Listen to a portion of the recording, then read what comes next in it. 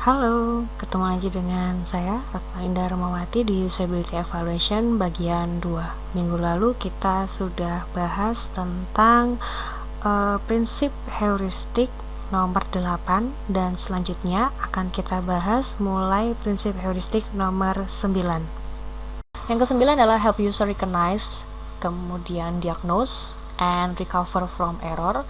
Artinya, kalau kalian melakukan kesalahan sebagai seorang user, maka feedback yang diberikan juga harusnya spesifik. Contoh, misalkan kalian nggak bisa login karena username salah atau password yang salah, maka harusnya ada tooltip atau desain bantu yang lain sehingga user mengenali jenis kesalahan apa yang sudah dia buat. Nah, di sini disarankan untuk dengan menggunakan plain language atau no codes. Jadi, jangan menggunakan error 404 atau menggunakan bahasa pemrograman yang sulit dimengerti oleh orang awam. Nah, kemudian yang terakhir untuk prinsip Nielsen adalah help and documentation. Jadi, pasti akan ada pertanyaan yang muncul dari user sehingga kalian perlu menyediakan pertanyaan-pertanyaan yang mungkin akan sering ditanyakan. Kalian tahu apa itu? Yap, FIQ. Jadi, kalian bisa membuat semacam FIQ seperti ini atau documentation and help sehingga mereka bisa mengakses tanpa harus bingung bertanya kepada siapa. Nah, kemudian prosedur yang kedua tentang HE adalah, ini tidak kalah penting, yaitu adalah menseleksi atau memilih evaluator. Nah, saran saya, kalian memilih evaluator itu bukan hanya dari jumlahnya saja, tapi juga dari kompetensi atau mungkin pengalaman pengalaman dari expertnya. Oke. Nah, ini nih yang bisa kalian pakai. Ini punyanya Nielsen, Anda bisa cek di NN Group. Nah, itu website milik Norman Nielsen, di mana kita bisa lihat antara garis jumlah evaluator dengan sumbu problem yang akan ditemukan. Nah, maka optimalnya ketika Anda melibatkan 10-15 evaluator, Anda akan mendekati permasalahan aktual sebanyak 100%. Nah, kalau dilihat dari cost-nya gitu ya, dari jumlah evaluator ini, maka sebenarnya yang bisa dilihat adalah lebih optimal di range sekitar 3-5 expert untuk mengoptimalkan antara cost dan juga atau pengorbanan yang harus kalian keluarkan gitu ya dengan jumlah evaluator. Nah, tapi tidak semua permasalahan bisa digunakan atau bisa ditentukan dengan jumlah expert saja. Kalian bisa baca nih rule of thumb, jadi kayak cara cepat seperti itu untuk menentukan kira-kira saya harus menggunakan expert yang seperti apa sih. Nah, ada tulisan dari Jeff Sauro di blog beliau di measuringu.com. Di situ dibahas tentang jenis-jenis expert. Jadi ada expert yang memang benar-benar expert, ada yang novice gitu ya. Misalkan ada ahli tapi dia masih baru sekali. Nah, kita bisa perbandingkan antara expert dengan novice itu berapa banyak problem dan insight yang bisa didapat gitu ya. Nah, di prosedur yang ketiga adalah brief your evaluator. Jadi, karena kita melibatkan beberapa orang yang ahli, yang harus kita perhatikan adalah memastikan bahwa evaluator menerima instruksi yang sama. Jadi, mau tidak mau, walaupun tadi dikatakan kalian tidak harus membuat persiapan yang kompleks, tetap kalian harus menyiapkan semacam job sheet atau instruksi yang dipegang oleh masing-masing evaluator. Kemudian fase pertama, di sini biasanya expert akan menggunakan secara bebas mengeksplor dari aplikasi tersebut, tapi perlu diperhatikan kalau memang kompleksitas aplikasinya banyak atau cukup tinggi kompleksitasnya, maka harus diatur strategi yang lebih bagus. Nah, kemudian ada second evaluation phase. Jadi phase yang kedua adalah tentang applying the chosen heuristic to the element identified during the first phase. Jadi dari fase ini kita bisa menentukan permasalahan-permasalahan yang sudah ada yang ditemukan oleh masing-masing expert tersebut dibandingkan dengan elemen-elemen heuristik yang sudah ada.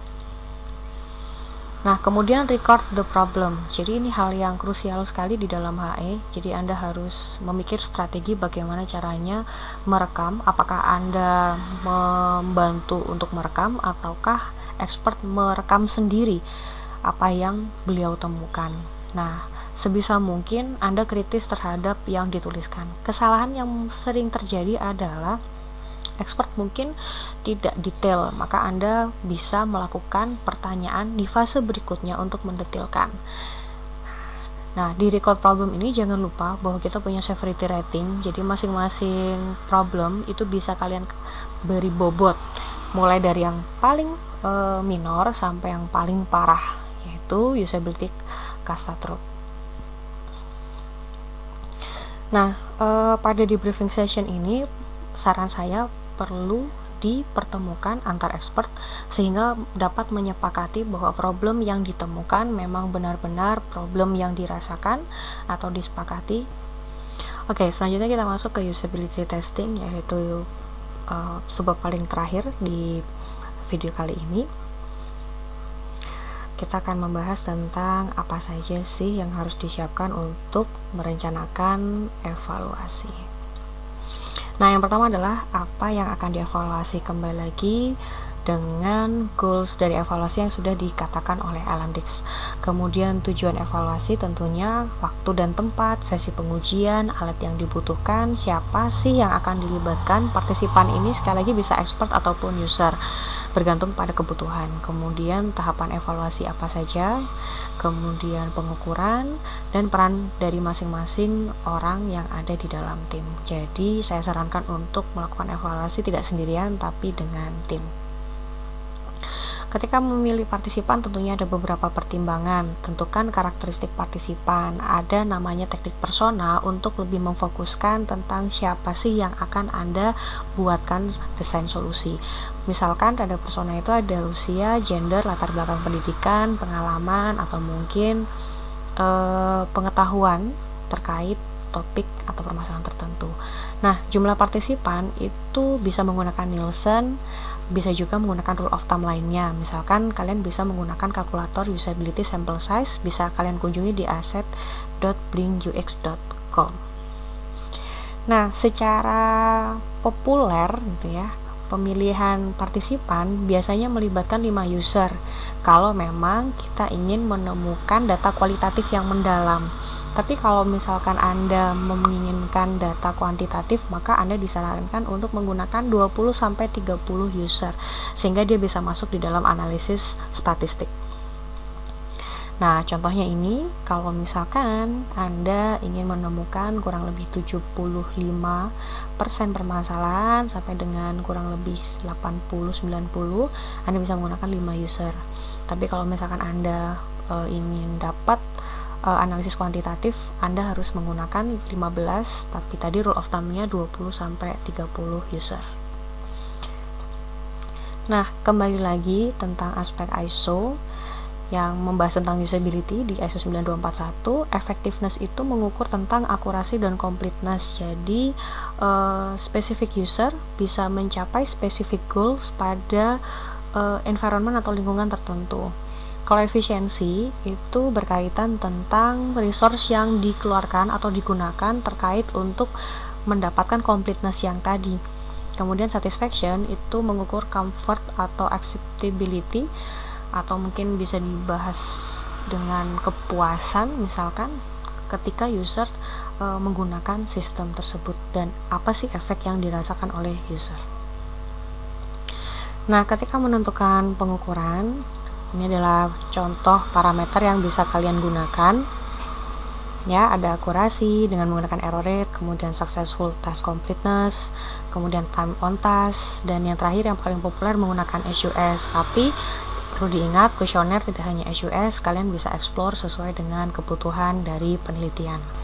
Oke, jadi 3 hal inilah yang bisa saya resam dari hasil video yang tadi, mulai dari jenis-jenis sampai dengan bagaimana memilih teknik yang sesuai. Semoga bermanfaat bagi kalian mahasiswa yang sedang mempelajari tentang desain interaksi maupun UI UX. Selamat bertemu di video berikutnya.